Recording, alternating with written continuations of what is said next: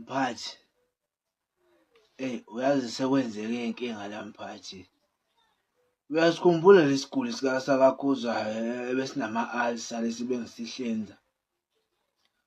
Mphathi sekuduka isibindi lapha, awukaze usibone yini isibindi?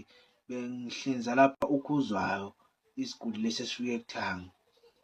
Bengimhlinza lapha ngathatha isibindi engasibeka eceleni, sekuduka isibindi lapha. Awuzange usibone isibindi?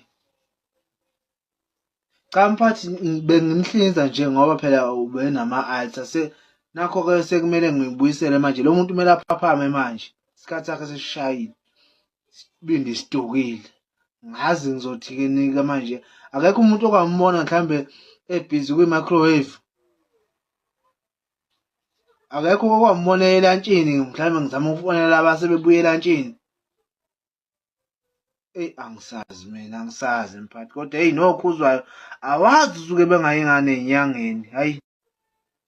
Mana-ke mphathi, asikho isibindi onaso lapha efrijini mhlawumbe, noma kade uthi mhlawumbe uzosidla ntambama, ngisale sengisebenzisa sona.